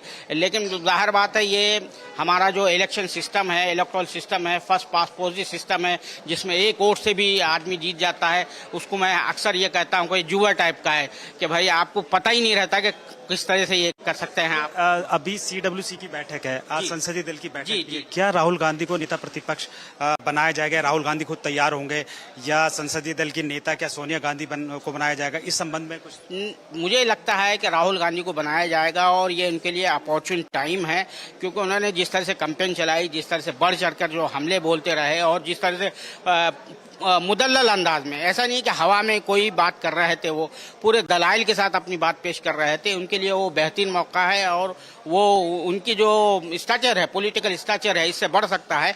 और लगता यही है कि पहले भी जो है तो कह रहे थे कांग्रेस में तो वैसे भी जो कल्चर है तो राहुल गांधी के लिए ही आवाज़ें उठ रही थी। अब अगर वो रिलक्टेंट होंगे तो उनको फोर्स किया जाएगा। कहा यही जा रहा है, जो सोर्सेस ने मुझे बताया है कि भाई राहुल गांधी को जो है विपक्ष के नेता यानी अपोजिशन के लीडर जो है बनाने की जो है। सवाल यह है कि क्या राहुल गांधी बनेंगे? क्योंकि राहुल गांधी कई बारी महत्वपूर्ण पदों के लिए जो मना कर, हाँ वही तो कह रहा हूँ मैं, अब जो है इनके लिए अपॉर्चुन टाइम है, और वो खुद जो है जो रिलक्टेंस है वो रिलक्टेंस को छोड़ देंगे। जो उनको यानी आप जैसा कह रहे थे ना, उसको हिंदी में क्या लफ्ज़ कहते हैं रिलक्टेंस के लिए, यानी तजब्जुब उर्दू में तो कहते हैं, वो हिंदी में क्या कहते हैं, जो झिझक, हाँ झिझक जो थी वो झिझक अब नहीं रहेगी, मुझे ऐसा लगता है ये है। और जाहिर बात है राहुल गांधी को ही बनना चाहिए अगर कांग्रेस को वहाँ पर फ्लोर में अच्छा मुजाहरा करना है, अच्छा जो है जवाब देना है, वो बनते हैं तो उसकी सूरत में कांग्रेस को मज़ीद क़ुव्वत मिल सकती है, और वो पुरजोर अंदाज में और बड़े मुदल्लल तरीके से जो ट्रेजरी बेंचेस है उनको काउंटर कर सकते हैं। और यही बात जो है CCC के अंदर भी जो है इस तरह की बात चल रही है कि भाई इन्हीं को बनाना चाहिए। इधर जो है मल्लिकार्जुन खड़गे साहब तो जाहिर बात है जी बिल्कुल बिल्कुल इकरार आता हूं, बहुत सारी खबरें इकरार आप तक हम पहुंचेंगे, और बहुत कुछ और अपडेट्स हैं, जरा वो अपडेट्स मैं दे देता हूं जरा अपने तमाम साथियों के बीच में, क्योंकि एक तरफ आप वहां कवर कर रहे हैं और बहुत बड़ी बैठक चल रही है कांग्रेस के अंदर, CWC की बैठक, और कांग्रेस जो है वो 11 तारीख से लेकर 11 जून से 15 जून तक ये पूरे उत्तर प्रदेश में 403 विधानसभा हैं। समाजवादी पार्टी और कांग्रेस पार्टी दोनों साथ साथ धन्यवाद यात्रा निकालने जा रहे हैं। तो उत्तर प्रदेश पर निगाहें टिकी हुई हैं, यह साफ दिखाई दे रहा है, और दूसरी तरफ महाराष्ट्र पर भी निगाहें टिकी हुई हैं। जो साथी महाराष्ट्र को लेकर बात बता रहे थे बहुत इंपॉर्टेंट है, हमारे साथ जुड़े हुए हैं शकील अख्तर जी भी इधर जुड़े हुए हैं, अमलेंदु उपाध्याय जी भी स्टूडियो में, इनके बीच भी आएंगे, लेकिन कुछ अपडेट्स आप तक जरूर रखना चाहता हूं। इधर दूसरी तरफ चाहे वो JDU हो, चाहे वो LJP पीआर हो, चाहे वो चंद्रबाबू की पार्टी हो, और ये सब और खासकर जो दो एन फैक्टर हैं, नीतीश और दूसरी तरफ नायडू, ये दोनों मिलकर क्या नरेंद्र मोदी को आसानी से सत्ता की कुर्सी पर 5 साल तक बैठने देंगे, या इस देश की जनता ने जो मैंडेट दिया है उसको मानते हुए नरेंद्र मोदी खुद ही सत्ता छोड़ देंगे? क्योंकि नरेंद्र मोदी भले जो भी कहें, तकलीफ काफी है, और इसलिए क्योंकि अभी तक एक छत्र राज करते रहे हैं। नरेंद्र मोदी की एक अलग पहचान रही है, थोड़ा थोड़ा एक जो तानाशाही वाली प्रवृत्ति है वो सरकार में दिखाई देती रही, चाहे वो 2014 से लेकर 19 तक की सरकार हो, चाहे 19 से लेकर 24 तक की सरकार हो, लेकिन 24 से आगे 29 तक की सरकार क्या चल पाएगी, एक बड़ा सवाल है। और इन सबके बीच खींचतान जबरदस्त, चाहे वो चंद्रबाबू नायडू की तरफ से हो, जहां से साफ साफ कहा गया है कि स्पीकर की कुर्सी हमें ही चाहिए, स्पीकर की कुर्सी, और जिस पर 2014 में सुमित्रा महाजन बैठी हुई थी, और जिस पर ओम बिरला बैठे हुए थे 2019 में, और जैसे चाहते थे उस हिसाब से सरकार चलती थी, जिसको जब चाहे तब निलंबित कर देते थे। लेकिन कल आपने देखा कि आम आदमी पार्टी के नेता, राज्यसभा सांसद संजय सिंह ने जो बातें बताई हैं वो महत्वपूर्ण है। दूसरी तरफ से एक खबर यह भी आ रही है, और यह खबर है केसी त्यागी की तरफ से। केसी त्यागी ने साफ साफ कहा है कि नीतीश कुमार को इंडिया गठबंधन ने ऑफर दिया था, और उन्होंने कहा था कि हम आपको, नीतीश कुमार को प्रधानमंत्री की कुर्सी देने के लिए तैयार हैं। यह छोटी मोटी खबर नहीं है, प्रधानमंत्री की कुर्सी देने के लिए तैयार हैं, यह कहा था नीतीश कुमार को इंडिया गठबंधन की तरफ से। इंडिया गठबंधन के बारे में जैसे ही आज सीडब्ल्यूसी की बैठक शुरू हुई, इधर मल्लिकार्जुन खड़गे ने भी कहा कि यह बैठक हालांकि हमारी इंटरनल है, कांग्रेस वर्किंग कमेटी की बैठक है, लेकिन इंडिया गठबंधन की तारीफ करना मैं यहां पर नहीं भूल सकता हूं, और इंडिया गठबंधन की चर्चा करना नहीं भूल सकता हूं। तो यह सब कुछ यहां पर चल रहा है, और इन सब के बीच जरा शकील जी आपके पास आऊं, लेकिन उससे पहले अमलेंदु जी, जरा आपसे समझना चाहता हूं, इधर इंडिया गठबंधन की बात हम कर रहे हैं, उस पर भी चलेंगे, लेकिन जो मंत्रिमंडल के विस्तार वाले मामले में कहां कहां पेच फंसा हुआ है। देखिए, आरएसएस काफी नाराज है, यह साफ दिखाई दे रहा है। योगी आदित्यनाथ भी अब नाराज हो चुके हैं, यह भी दिखाई दे रहा है। और योगी आदित्यनाथ और यह कहें तो उत्तर प्रदेश की सरकार में दो फाड़ हो चुका है। आज की तारीख में दो फाड़ तब हम देख रहे हैं जब केशव प्रसाद मौर्य का नहीं पहुंचना और न ही ब्रिजेश पाठक का पहुंचना, यानी दोनों डिप्टी का नहीं पहुंचना एक मायने रखता है। और तीसरी तरफ देखा जाए तो उधर महाराष्ट्र में भी दो फाड़ की तरफ महाराष्ट्र सरकार बढ़ते हुए दिखाई दे रही है। चौथी महत्वपूर्ण बात कि मंत्रिमंडल में कौन होगा कौन नहीं होगा, यह अब बीजेपी खुद तय नहीं कर पा रही है और ना तय कर पाएगी। और यहीं से अमित शाह के ऊपर भी, चाहे वो अमित शाह हो, चाहे वो राजनाथ सिंह हो, चाहे वो गडकरी हो, चाहे निर्मला सीतारमण हो, सबकी तरफ निगाहें अटकी पड़ी हैं। क्या कुछ है? देखिए राजीव जी, निश्चित तौर पे एक तो अंदरूनी संघर्ष जो बहुत ज़्यादा बढ़ गया है। एक तो नरेंद्र मोदी एक तरीके से कहा जाए वो अशक्त प्राइम मिनिस्टर के तौर पे जो आए हैं सामने। अभी थोड़ी देर पहले राजीव जी कांग्रेस ने एक बड़ा बढ़िया ट्वीट किया, बना करके एक कहा जाए एक कैरिकेचर बनाया है, और उसमें हम दो हमारे दो जो पहले कहते थे राहुल गांधी, अमित शाह, नरेंद्र मोदी और अडानी अंबानी को लेकर के, तो अब वो हम दो हमारे दो बदल गए हैं उस कैरिकेचर में। अब हम दो जो हो गए हैं वो चंद्रबाबू नायडू, नीतीश कुमार हो गए हैं, वो बड़े कद में हैं, और छोटे कद में नरेंद्र मोदी और अमित शाह हो गए हैं। यानी कि ये पूरी सरकार जो है वो हम दो, यानी नाना जो हैं नायडू और नीतीश कुमार, इनके कब्जे में हैं, और नरेंद्र मोदी और अमित शाह इनके नीचे बैठे हुए हैं, ये बताने का प्रयास किया गया है। लेकिन जो इससे ज़्यादा बढ़ के बात है राजीव जी, वो ये है कि अब नरेंद्र मोदी अपना मंत्रिमंडल अपने आप नहीं चुन पा रहे हैं। ये पिछले कहा जाए कि लगभग 2.5 दशक में नरेंद्र मोदी की सबसे बड़ी पराजय के तौर पे सामने आ रहा है। कहाँ तो आप पूरा का पूरा मंत्रिमंडल बदल देते थे, मुख्यमंत्री से लेकर के मंत्री तक बदल देते थे और किसी को भनक नहीं लगती थी। आज स्थिति ये कि आपका जो सबसे नज़दीकी व्यक्ति है, जो आपकी पूरी कमान संभालता था, जो आपका चाणक्य समझा जाता था, वो अमित शाह, उनको मंत्रिमंडल में लेने के लिए चंद्रबाबू नायडू और नीतीश की तरफ से ना कर दी गई। ऐसा सोर्सेस के हवाले से खबरें आ रही है राजीव जी कि यानी अमित शाह मंत्रिमंडल में शामिल नहीं होंगे। इसके लिए वीटो पावर लगा दी है चंद्रबाबू नायडू और नीतीश कुमार ने। तो ये बहुत बड़ी राजीव जी खबर है। और अगर अमित शाह नहीं रहेंगे इस मंत्रिमंडल में तो फिर अमित शाह चाणक्य क्यों रहेंगे फिर? तो चाहे कि फिर मोदी जिसको चाहे उसको बना लें। यानी कि बहुत कमजोर प्रधानमंत्री के तौर पे एक तो नजर आ रहे हैं नरेंद्र मोदी, और जिस तरीके से झगड़े मंत्रिमंडल को लेकर के बन रहे हैं वो है। दूसरा जो आपने उत्तर प्रदेश और महाराष्ट्र की बात की राजीव जी, वहाँ दोनों जगह सरकारें बिल्कुल एक तरफ से टूटने के कगार पे हैं। उत्तर प्रदेश में शुरुआत हो गई है कल, जिस तरीके से ब्रजेश पाठक और केशव प्रसाद मौर्य जो दोनों उप मुख्यमंत्री हैं वो एक साथ नजर आए, योगी आदित्यनाथ अलग नजर आए। लेकिन एक चीज बहुत इंपॉर्टेंट है जिसपे शकील जी और आप दोनों से मैं चाहूंगा कि कमेंट कीजिए। केसी त्यागी का इस वक्त बयान आना, जिसमें केसी त्यागी कह रहे हैं, शकील जी पहले आपके पास आऊंगा जरूर, केसी त्यागी कह रहे हैं कि इंडिया गठबंधन ने नीतीश कुमार को प्रधानमंत्री पद का ऑफर दिया है।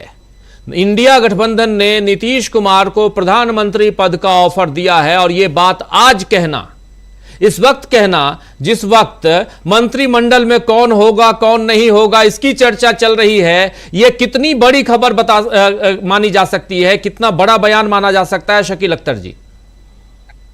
बहुत बड़ा बयान है ये। इसका मतलब ये है कि नीतीश कुमार फिर से इधर उधर की सोचने लगे हैं। केसी त्यागी जो कुछ भी कहते हैं वो नीतीश कुमार से पूछ के कहते हैं, नीतीश कुमार की मर्जी से कहते हैं। तो नीतीश कुमार ये बता रहे हैं कि देखो भाई, वहां तो मैं सीधा प्रधानमंत्री बनने जा रहा हूं, यहां मुझे क्या बना रहे हो आप। अगर वो अपना वहां का मुख्यमंत्री पद छोड़ देते हैं तो यहां क्या वो उप प्रधानमंत्री बनने जा रहे हैं? ये जो है नीतीश कुमार ने एक बहुत बड़ा पेंच फंसा दिया है ये कहलवा के त्यागी से कि मुझे वहां से प्रधानमंत्री पद का प्रस्ताव था, इंडिया गठबंधन ने दिया या नहीं दिया, ये सब बात की बातें हैं। इस तरह की बातें जो है कभी सार्वजनिक तौर पे बताई नहीं जाती, ये सारे फीलर्स होते हैं, कहा जाता है, बातें होती हैं। लेकिन अगर उनके महासचिव ये कह रहे हैं तो ये अपने आप में बहुत बड़ी बात है, और ये बात ये बता रही है कि अभी भी नीतीश कुमार और मोदी जी के बीच में सारी की सारी बातें क्लियर नहीं हुई है। देखिए, जो लोकसभा अध्यक्ष पद की बात हो रही है तो ये याद रखना चाहिए कि चंद्रबाबू नायडू ने वाजपेयी सरकार में सबसे पहले और एकमात्र वही पद लिया था, इसके अलावा पैसा लिया था। उन्होंने कोई मिनिस्ट्री नहीं ली थी वहां पे। बाल योगी को चंद्रबाबू नायडू ने लोकसभा अध्यक्ष बनवाया था।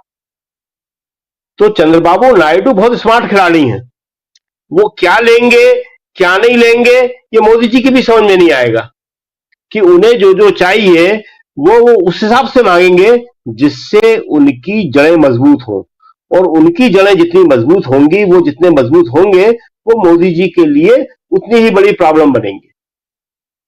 देखिए, ये जो है मंत्रिमंडल में नीतीश कुमार के लोगों के शामिल होने, चंद्रबाबू नायडू की पार्टी के शामिल होने से होगा क्या? और जो बात कही जा रही है कि अमित शाह शामिल नहीं होंगे तो होगा क्या? होगा ये कि कम से कम कुछ मंत्री ऐसे होंगे जिनके नाम हमारे जाने पहचाने होंगे।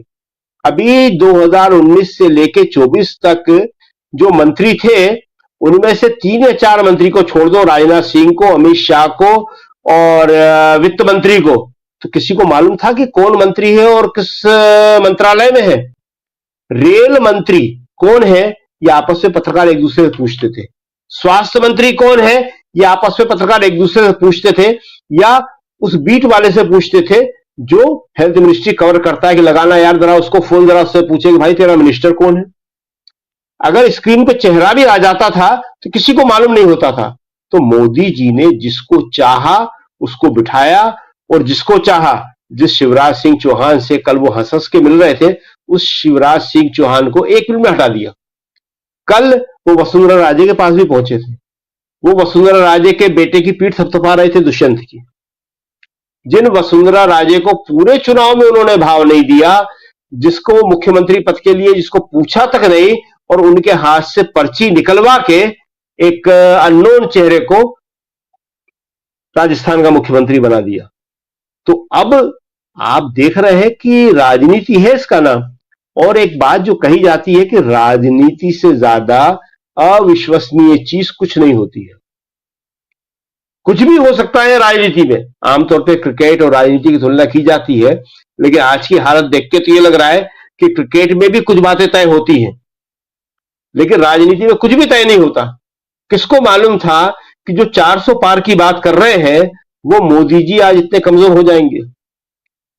आप देखिए बीजेपी के लोगों के लिए तो यही जी सबसे शकील जी, बड़ी जरा खुशी- एक ट्वीट आया है, बहुत इंपॉर्टेंट ट्वीट है शकील जी, वो जरा दिखाते हैं। सुब्रमण्यम स्वामी बीजेपी, कांग्रेस के नेता नहीं है, वो बीजेपी के नेता हैं, बीजेपी से राज्यसभा सांसद रहे सुब्रमण्यम स्वामी, बहुत ही क्रिटिकल रहे हैं मोदी गवर्नमेंट पे और खासकर नरेंद्र मोदी पे। इस वक्त नरेंद्र मोदी पर क्या कुछ कमेंट कर रहे हैं, उन्होंने ट्वीट किया है, जरा उस ट्वीट को देखिए। सुब्रमण्यम स्वामी कह रहे हैं मोदी की नायडू नीतीश का गारंटी, सवाल कर रहे हैं मोदी की नायडू नीतीश का गारंटी, धोखा निश्चित भारतीय जनता को, धोखा निश्चित भारतीय जनता को। यानी नायडू और नीतीश की जो गारंटी है, मोदी जी कह रहे हैं कि मोदी को नायडू और नीतीश की तरफ से जो गारंटी भी दी गई है, या कह रही है ये कि धोखा जो है वो निश्चित रूप से भारतीय जनता को, यानी भारतीय जनता को, हम हिंदुस्तानियों को, भारत की जनता को एक धोखा है। और ये धोखा अब आज न कल सबको पता चलेगा कि क्या धोखा यहां दिया जा रहा है। सुब्रमण्यम स्वामी का ये 57 मिनट्स पहले ये जो ट्वीट है ये बहुत मायने रखता है। जरा सीधे जल्दी से आना चाहता हूं शकील अख्तर जी, ये ट्वीट क्या मायने रखता है? धोखा भारतीय जनता को, सुब्रमण्यम स्वामी को आप अच्छी तरह से जानते हैं, सरकारें गिरवाने और सरकारें चलवाने उठवाने इन सब में माहिर रहे हैं सुब्रमण्यम स्वामी। लेकिन इस वक्त साफ साफ इन्होंने एक लाइन में लिख के दे दिया है कि नरेंद्र मोदी धोखा दे रहे हैं भारतीय जनता को, हम इंडियंस को। भाई सही बात है, आखिर नायडू और नीतीश कुमार की गारंटी कौन ले रहा है? मोदी जी ले रहे हैं ना, कि ये दोनों मेरे साथ रहेंगे। राष्ट्रपति से यही कह के आए ना कि मेरे पास बहुमत है, और बहुमत इसलिए है कि मेरे पास इन दोनों का समर्थन है। तो क्या ये दोनों साथ रहेंगे? और साथ अगर नहीं रहेंगे तो आप भारतीय जनता के साथ धोखा कर रहे हैं। वो भारतीय जनता पार्टी भी है और देश की आवाम भी है, उन दोनों के साथ आप धोखा कर रहे हैं। आप गलत सूचना दे रहे हैं राष्ट्रपति को, आप गलत दावा कर रहे हैं कि ये दोनों मेरे साथ है, ये दोनों कब तक साथ रहेंगे आपके?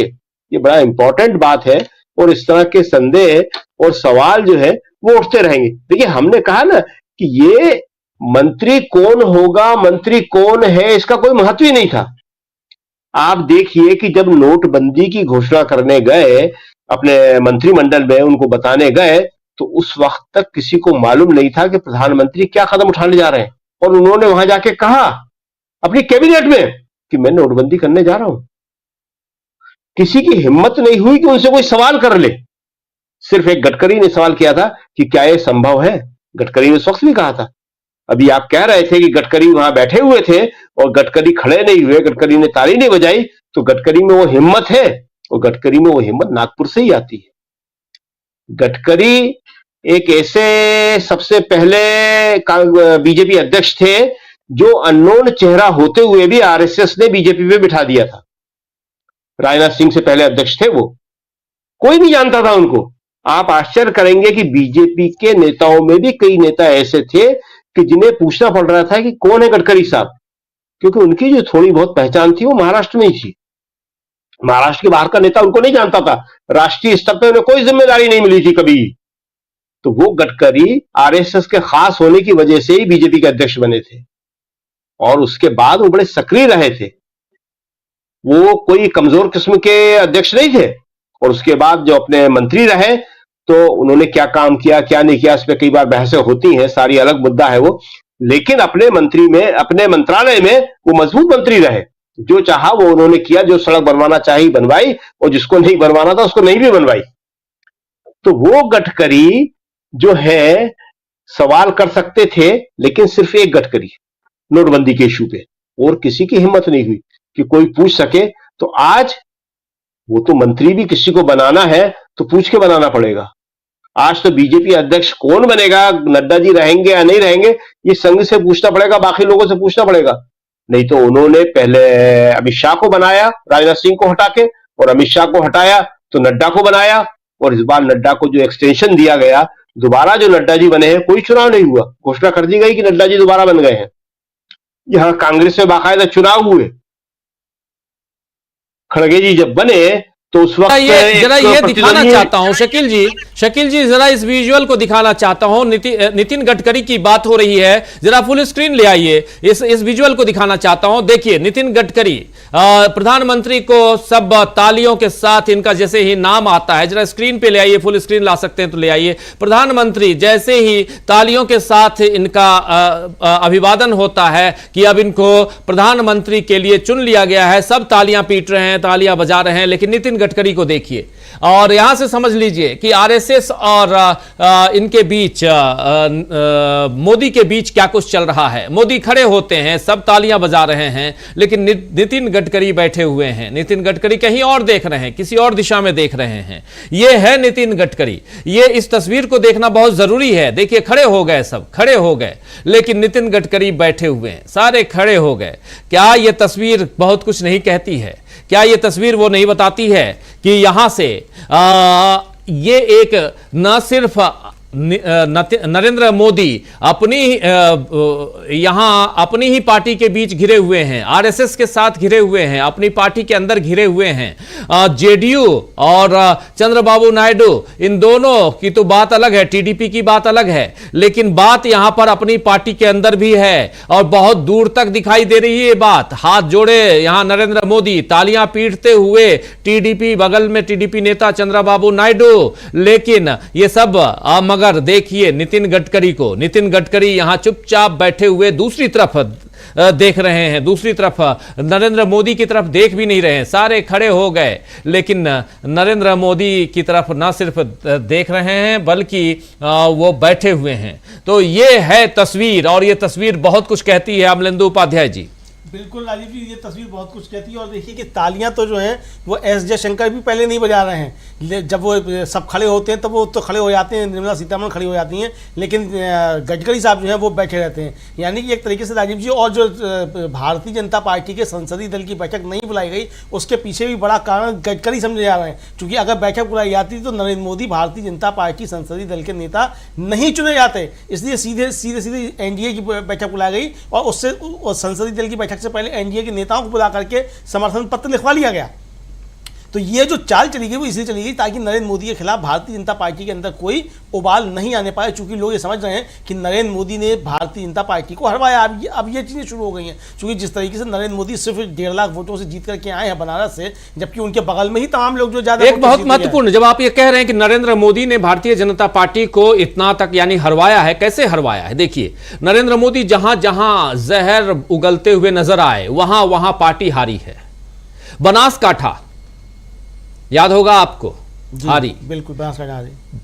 पाटलिपुत्रा हारी, भैंस वहीं खोली थी उन्होंने, भैंस वहीं खोली थी, मंगलसूत्र याद कीजिए। और पाटलिपुत्रा में तो मुजरा करने लगे, जी। तो मुजरा से लेकर भैंस खोलने, मंगलसूत्र छीनने, ये सारी बातें अगर आप कह रहे हैं तो वहां वहां जहां जहां जहर उगलते हुए नजर आए वहां वहां बीजेपी हार गई। ये छोटी बात नहीं है, वहां वहां हार गई। और ये एक मैसेज जाता है, और यही मैसेज है जो नरेंद्र मोदी के कद को छोटा करता है। आज उस कुर्सी पे नरेंद्र मोदी बैठ जाए, प्रधानमंत्री की कुर्सी पे, लेकिन प्रधानमंत्री की कुर्सी पर जो ताज है उनके सिर पे जो रखा जाएगा, हालांकि राजशाही नहीं है, लेकिन कांटों भरी कुर्सी कह सकते हैं, कांटों से भरी हुई कुर्सी, जिस पर बहुत चुभन होगी उनको। शकील अख्तर जी, कैसे देखते हैं आप? ये देखिए, ये तस्वीर है और कल से लेकर आज तक ये तस्वीर काफी चर्चा में है और बार बार कहा जा रहा है। और इसीलिए उधर दूसरी तरफ आप देखिए कि केसी त्यागी का बयान, बहुत बड़ा बयान है जिसकी हम चर्चा कर रहे हैं। केसी त्यागी, आप जानते हैं दोस्तों कि वो जेडीयू ही नहीं बल्कि नीतीश कुमार के काफी करीबी हैं, और वो कह रहे हैं कि इंडिया गठबंधन ने नीतीश कुमार को स्टैंडिंग में और ओपन ऑफर प्रधानमंत्री पद का दे रखा है। दिया था नहीं है, दे रखा है, इसके मायने होते हैं। केसी त्यागी साफ साफ कह रहे हैं इंडिया गठबंधन ने नरेंद्र मोदी को बाहर रखने के लिए नीतीश कुमार को प्रधानमंत्री पद का ऑफर दे रखा है। और इधर नितिन गडकरी बीजेपी की तरफ अभी अंदर खाने। अभी उत्तर प्रदेश में आप देख रहे हैं कि बहुत गड़बड़ चल रहा है। उत्तर प्रदेश में दोनों सीएम का नहीं पहुंचना ये बहुत मायने रखता है। दो फाड़ में उत्तर प्रदेश की भाजपा हो चुकी है अंदर खाने। क्या केंद्र की भाजपा भी दो फाड़ में यहां बटी हुई अंदर खाने दिखाई देती है? शकील अख्तर जी,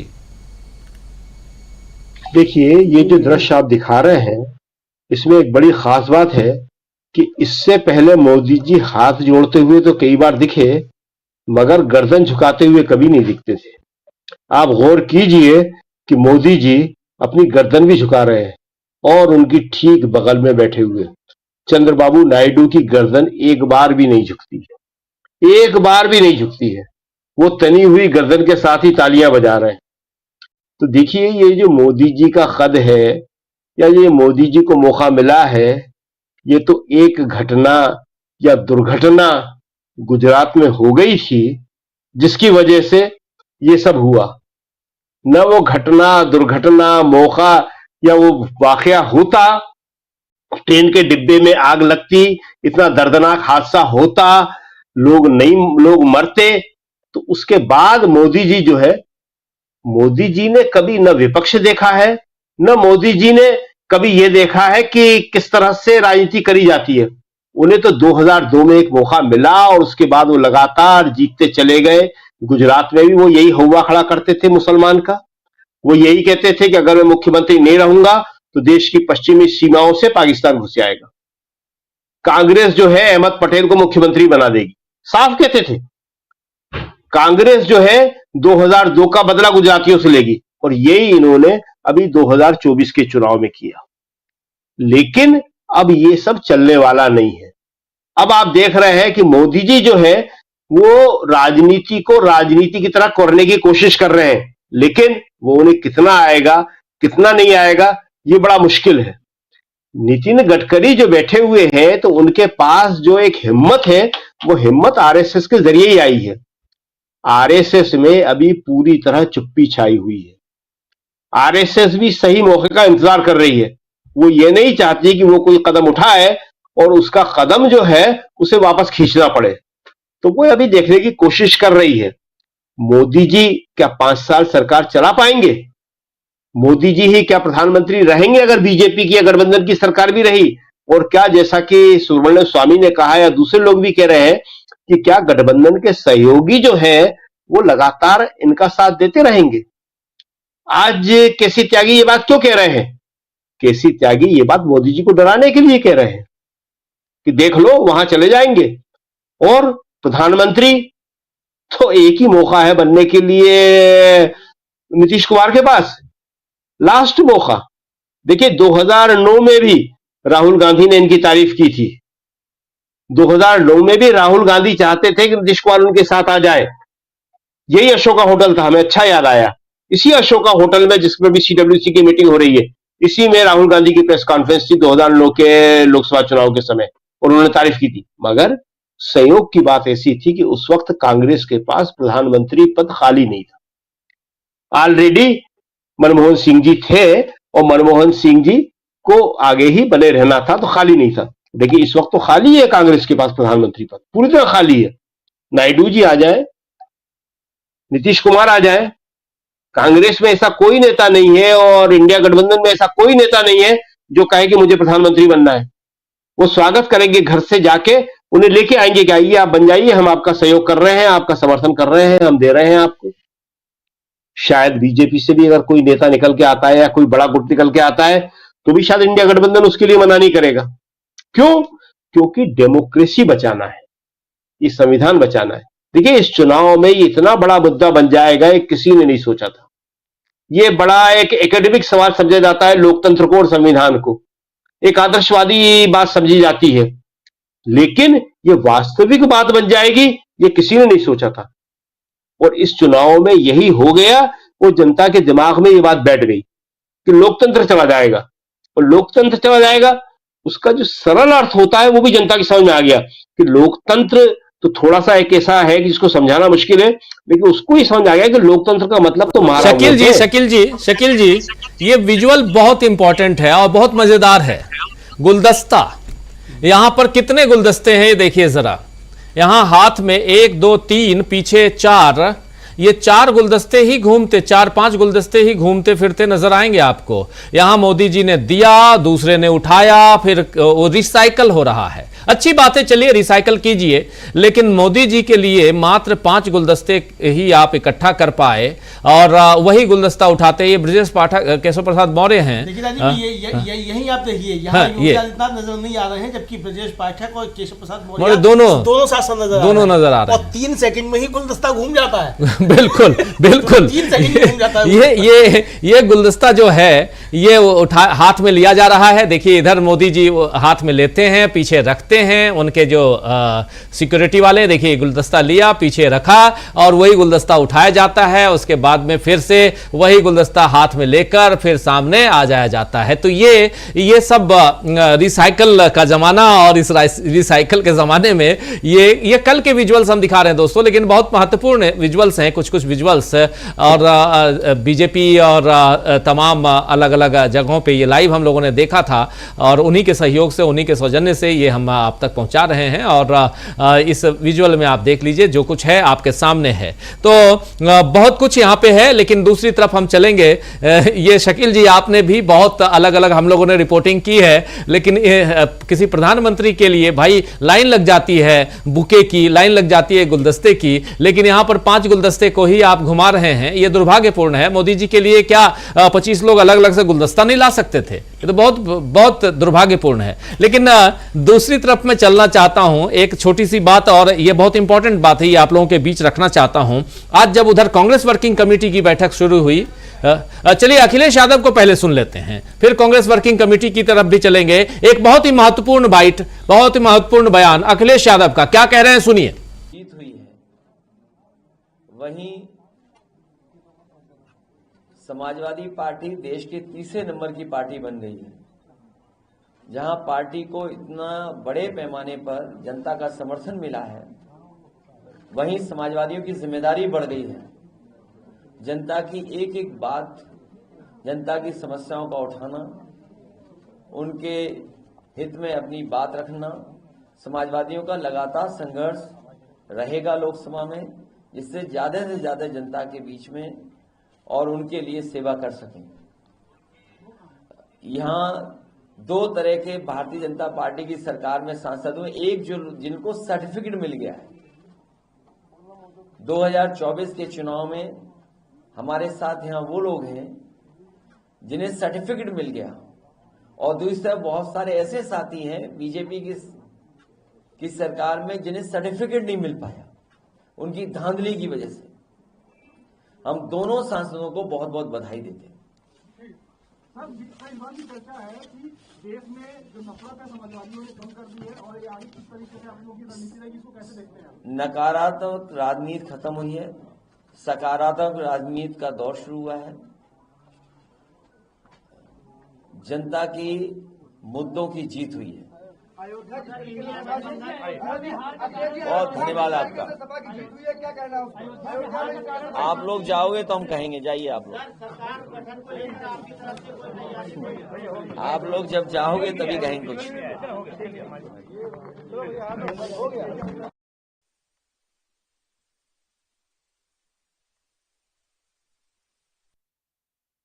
तो ये सुन रहे थे, देख रहे थे आप अखिलेश यादव को। अखिलेश यादव अपनी बात रख रहे हैं। इन्होंने अपने सांसदों की बैठक बुलाई थी और उस बैठक के बाद इन्होंने प्रेस कॉन्फ्रेंस की। उस प्रेस कॉन्फ्रेंस की के बाद जो बाइट जो कह रहे हैं वो वही हम आप तक लाइव सीधे दिखा रहे थे।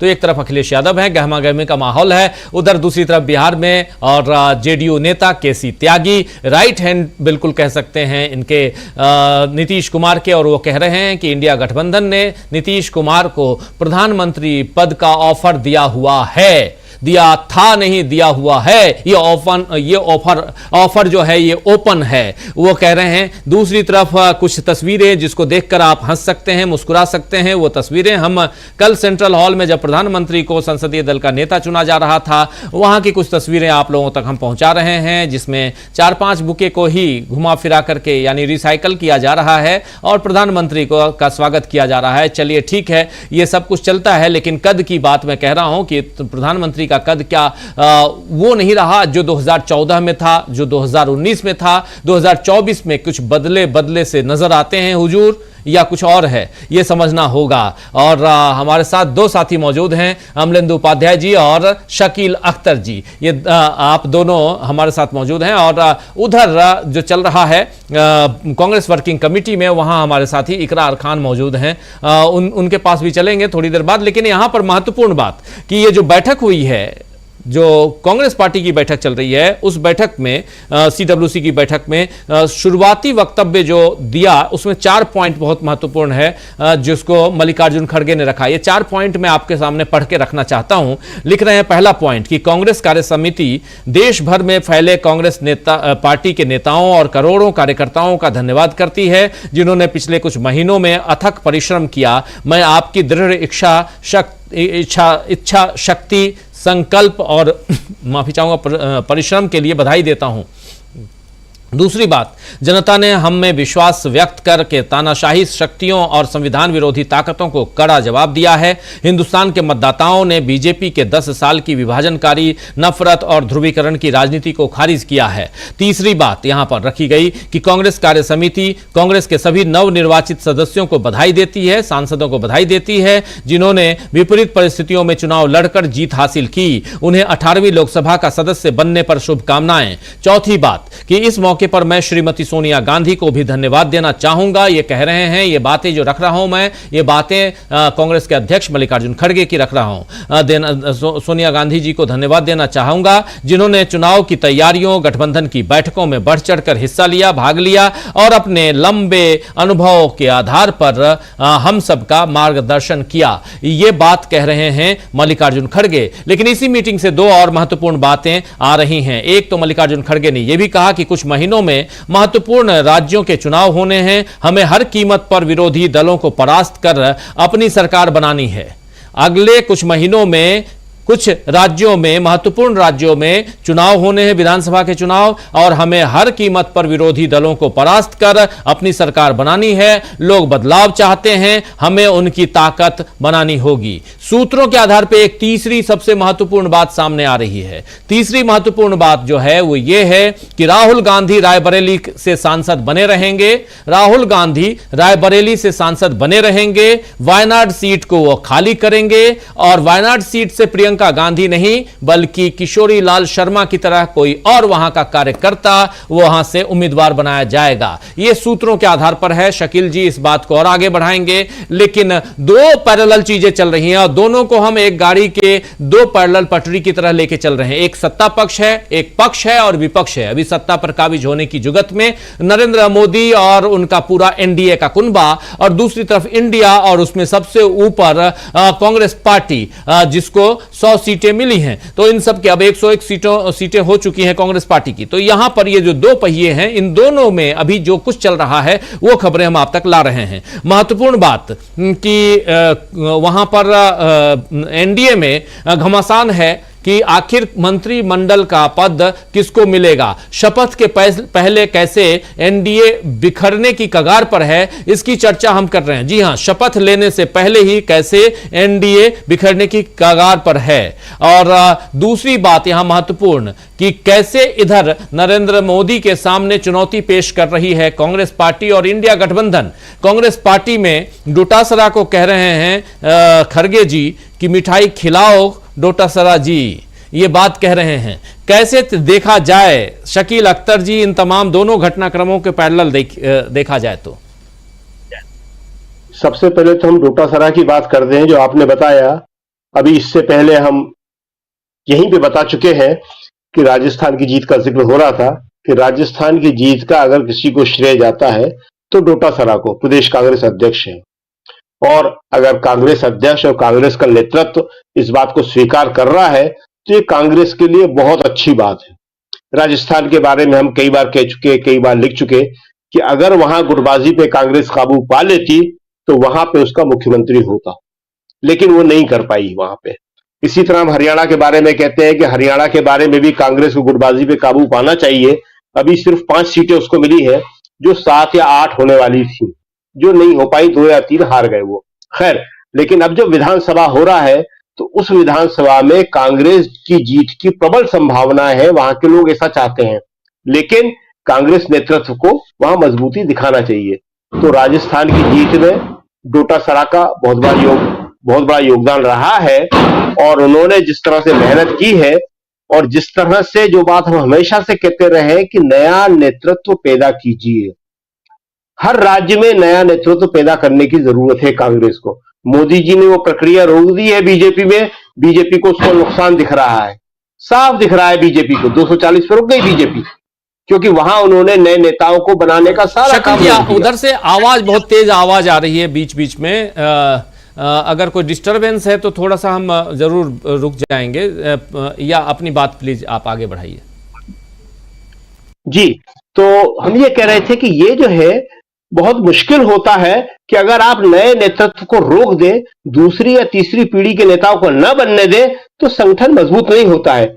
इस सीडब्ल्यूसी के सामने जो सबसे इंपॉर्टेंट मुद्दा है वो दो हैं, एक संगठन को मजबूत करना, और दूसरे मुद्दा आधारित राजनीति को आगे बढ़ाना। ये चुनाव अगर कांग्रेस ने जीता है या इंडिया गठबंधन ने जीता है तो मुद्दों पे जीता है, बेरोजगारी के मुद्दे पे, महंगाई के मुद्दे पे, अग्निवीर के मुद्दे पे, संविधान के मुद्दे पे, और दूसरे तमाम मुद्दों पे। तो पहली बात तो ये कि डोटासरा को बधाई देके बहुत बढ़िया काम किया है खड़गे जी ने, और ये समझ कांग्रेस में होना चाहिए कि किस राज्य में किस तरह से नए नेतृत्व को आगे बढ़ाए। दूसरी बात, अभी आप जो वीडियो दिखा रहे थे गुलदस्तों वाला, तो उसमें ये शुक्र है बहुत बड़ा कि गुलदस्तों के लिए छीना झपटी नहीं हुई, नहीं तो गुलदस्तों के लिए वैसे ही छीना झपटी भी हो सकती थी, फिर आप ले आए उसको, जैसा कि मंत्रिमंडल में पदों के लिए हो रही है कि कौन क्या पद लेगा, कौन क्या नहीं लेगा। इसके साथ अभी आपने बहुत सारी चीजें दिखा दी, तो बहुत सारी बातें इकट्ठा हो गई हैं। अखिलेश जो बात कर रहे थे मीडिया से, वो बड़ी इंपॉर्टेंट थी। एक तो अखिलेश का आत्मविश्वास, अखिलेश तीसरी बड़ी पार्टी के रूप में जिस तरह उभर के सामने आए हैं, वो अखिलेश की ही मेहनत है। अखिलेश ने जिस तरह से उत्तर प्रदेश में मेहनत करी, और अभी कमलनाथ का भी जिक्र बार बार आ जाता था, एक बार हम फिर करेंगे कि कांग्रेस के नेता कमलनाथ नहीं अखिलेश वखिलेश कहा था, और ये अखिलेश का बड़प्पन है, उनकी मैच्योरिटी है राजनीति। वो कमलनाथ वमलनाथ नहीं कह रहे। कोई और नेता होता तो पूछ सकता था कि कमलनाथ वमलनाथ के बेटे जी का क्या हाल है, कहां गए वो, लेकिन अखिलेश वो बात नहीं कर रहे। और दूसरी बात कि अखिलेश जो है मीडिया को सही ट्रीट कर रहे हैं। इससे पहले भी हम लोगों ने देखा, आज भी देखा, उन्होंने कहा धन्यवाद, जाइए हम बाद में बात करेंगे। ये इंडिया गठबंधन के दूसरे नेताओं को और खास तौर से कांग्रेस के नेताओं को समझना चाहिए कि जितना ये इस गोदी मीडिया को अपने सर पे चढ़ाएंगे, ये उनका नुकसान करेगा। हम हमेशा एक बात कहते हैं, फिर से उसको कहते हैं कि देखिए, कांग्रेस पार्टी और राहुल और प्रियंका अलग चीज है, और कांग्रेस के नेता अलग चीज है। इन दोनों में मिक्स करने की कभी कोशिश नहीं कीजिए। कांग्रेस की अपनी पॉलिसी है, जिनको जनता ने वोट दिया, समर्थन दिया। कांग्रेस का नेतृत्व जिसमें खड़गे जी, राहुल, प्रियंका आते हैं, उन पे विश्वास रखा। लेकिन ये जो कांग्रेस के नेता हैं, गोदी मीडिया को यही सर पे चढ़ाते हैं, यही आगे बढ़ाते हैं। यूपीए के टाइम में सारा समर्थन, सारी मदद सब गोदी मीडिया को कांग्रेस ने दी। मोदी जी गोदी मीडिया से काम लेते हैं, वो इन्हें कुछ देते नहीं है, वो इन्हें डंडा दिखाते हैं। अभी आप देख लीजिए, उन्होंने जितने इंटरव्यू दिए, और इंडिया टुडे का जो इंटरव्यू था जिसमें 4 पत्रकार बैठे हुए थे जो एंकर हैं उनके, उनसे वो कह रहे थे कि क्या बेकार के सवाल लेकर आ जाते हो, कूड़ा कचरा लेकर आ जाते हो, और क्या तुम बुज़दिल आदमी हो, बुज़दिल शब्द का इस्तेमाल कर रहे हो, डर जाते हो, नैरेटिव में आ जाते हो, कहते हो मुश्किल सवाल। तो मोदी जी उनको डांटते हैं, उनको फटकारते हैं, और अमित शाह तो जिस अंदाज में बात करते हैं वो कहते हैं इसको जरा ऊपर ले जाना, समझा देना। तो मीडिया उनसे कुछ बात नहीं करता है। लेकिन हम फिर कह रहे हैं कि कांग्रेस के नेताओं के पास बैठ के मीडिया जिस तरह बात करता है, समझने की बात है।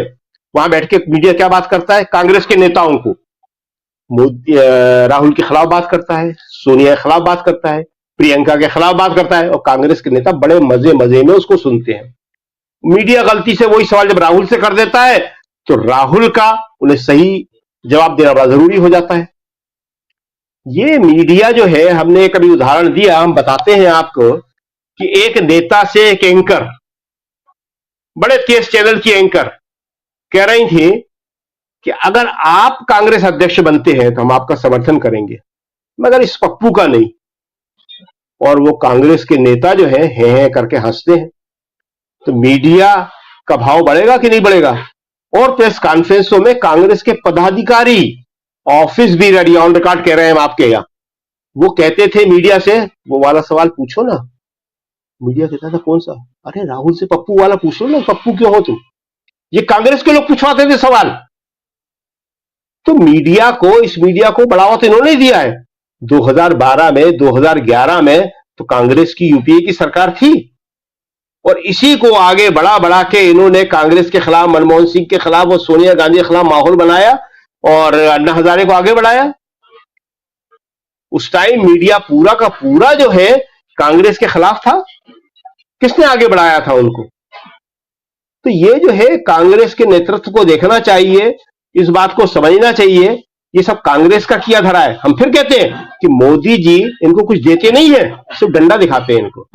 वो विज्ञापन वो देते हैं, जितना दिया जाता है वो अलग बात है, और कुछ भी देते होंगे अलग बात है, लेकिन कांग्रेस के मुकाबले कभी नहीं देते। कांग्रेस का तो हर नेता मीडिया में मेरी शक्ल दिख जाए और मुझे बख्श दो, साफ साफ कहते हैं कि भाई मेरे खिलाफ कुछ मत लिखना, मुझे मेरे खिलाफ मत दिखाना। और राहुल को तो मैं भी गालियां देता हूं, तुम भी दो। और क्या ये बात राहुल को मालूम नहीं है? क्या बात प्रियंका को मालूम नहीं है? देखिए, सोनिया जी की तो मजबूरी थी।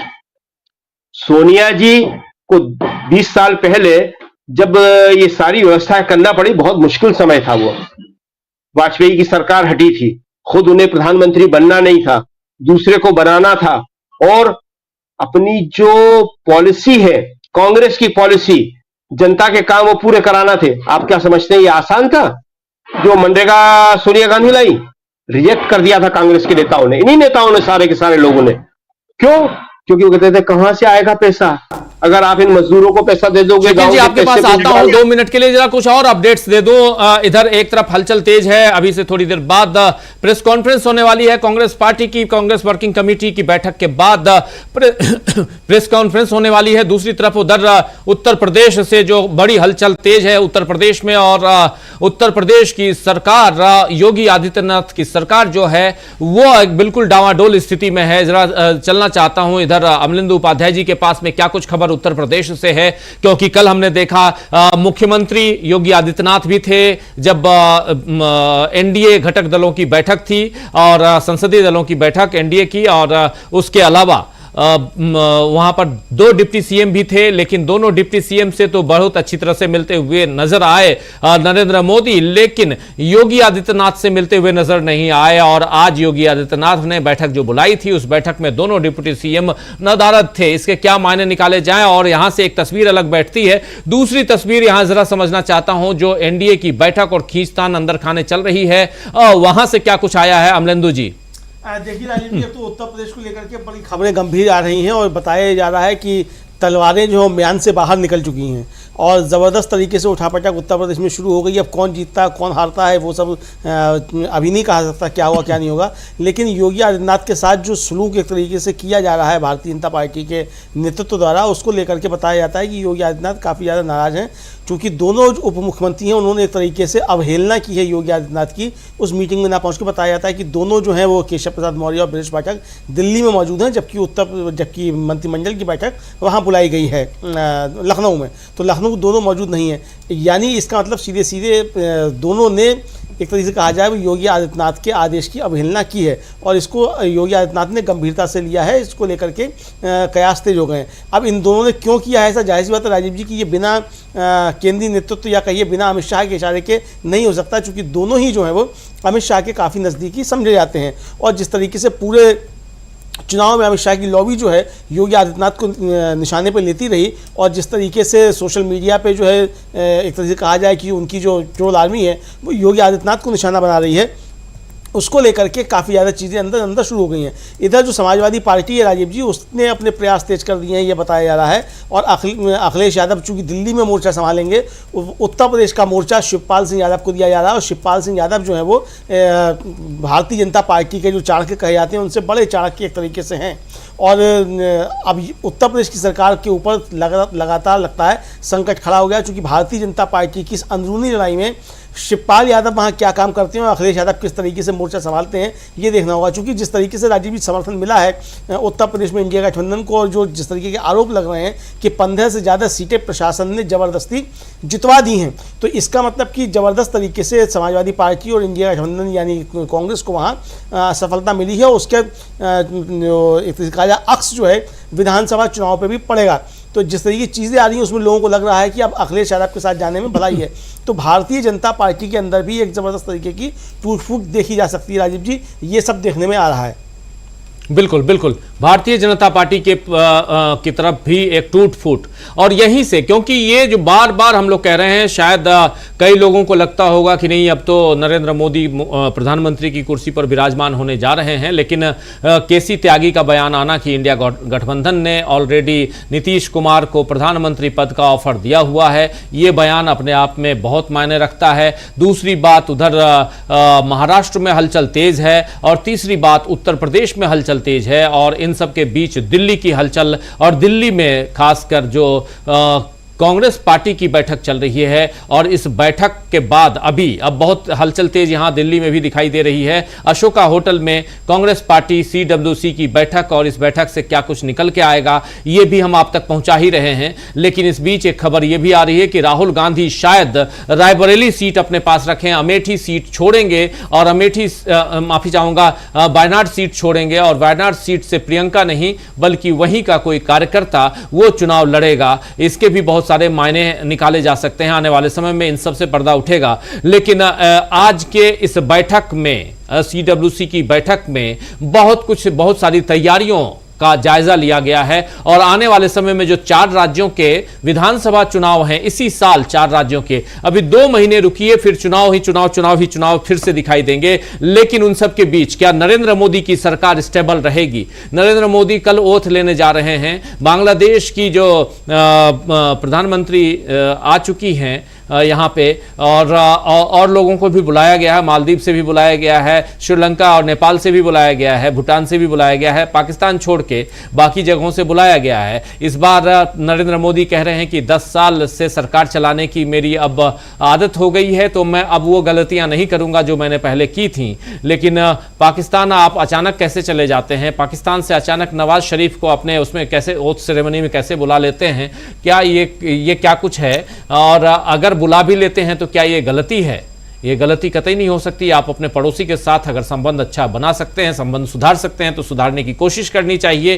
तल्खियां क्यों बढ़नी चाहिए, ये भी एक बड़ा सवाल है। लेकिन तल्खियां न सिर्फ पाकिस्तान के साथ, बल्कि तल्खियां चीन के साथ बढ़ी, तल्खियां नेपाल के साथ बढ़ी, तल्खियां भूटान के साथ बढ़ी, तल्खियां श्रीलंका और बांग्लादेश के साथ भी बढ़ी हैं, और तल्खियां जो हैं वो मालदीव के साथ भी बढ़ी हैं। ये सब कुछ हम लोगों ने देखा है। तो चलिए, वो एक दूसरा मसला है जिस पे हम बाद में भारत की विदेश नीति और अपने पड़ोसियों के साथ वाली जो नीति है उस पर बात करेंगे, तो चर्चा करेंगे।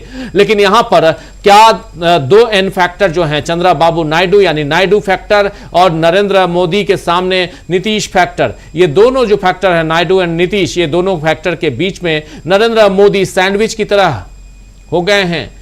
सैंडविच आप बनाते होंगे, 2 ब्रेड के टुकड़े होते हैं, उसके बीच में कुछ आप बटर लगाते हैं, कुछ और लगाते हैं, इन सब के बीच आप सैंडविच। तो ये क्या सैंडविच बने हुए हैं नरेंद्र मोदी? ये बड़ा सवाल है, ये सब भी हम लोग देखेंगे। तो ये नायडू और नीतीश, इन दोनों के बीच में क्या नरेंद्र मोदी आगे अपनी सरकार आसानी से चला पाएंगे? बड़ा सवाल है। एक छोटा सा कमेंट चाहूंगा शकील अख्तर जी जल्दी से, कि क्या आपको लगता है नायडू और नीतीश, बहुत चर्चा हो चुकी है, लेकिन पल पल की रिपोर्ट कुछ अलग ही बयां कर रही है, अंदाजे बयां कुछ और है, साहेब के भी और एन फैक्टर के भी।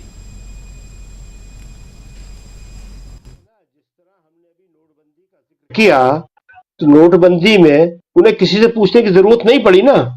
लेकिन अब जो ये मंत्रिमंडल होगा, क्या इसमें कोई छोटा फैसला भी वो अपने आप ले सकेंगे? उन्हें उसको कैबिनेट में रखना पड़ेगा, कैबिनेट में उसको अप्रूव कराना पड़ेगा, और उसके बाद वो उसकी घोषणा कर सकते हैं। नोटबंदी छोड़िए, कोरोना पर ताली थाली बजवा दी। कि आज कोई ऐसी घटना हो जाए और वो कहे कि चलो सब लोग मिलकर ताली थाली बजाओ, तो मंत्रिमंडल कहेगा आप ये क्या कर रहे हैं? आप देश का इलाज इससे कर रहे हैं, ताली थाली से?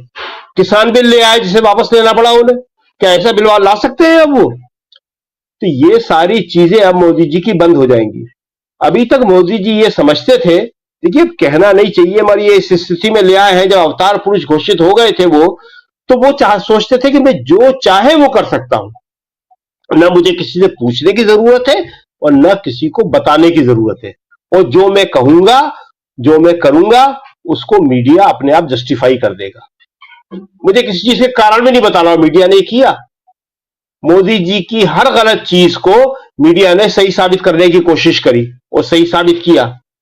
आप कल्पना कीजिए कि अगर ऐसा मीडिया राहुल गांधी को मिल जाता, तो ये राहुल गांधी 10 साल में तो शकील जी कुछ विजुअल्स दिखा देते हैं, कुछ विजुअल्स देखिए। ये लाइव तस्वीरें सीधे दिल्ली में सीडब्ल्यूसी की बैठक से निकलकर राहुल गांधी, सोनिया गांधी, ये सब नजर आ रहे हैं। लाइव तस्वीरें आप तक हम पहुंचा रहे हैं दिल्ली सीडब्ल्यूसी की बैठक, और इस बैठक से राहुल गांधी, सोनिया गांधी दोनों इस बैठक से बाहर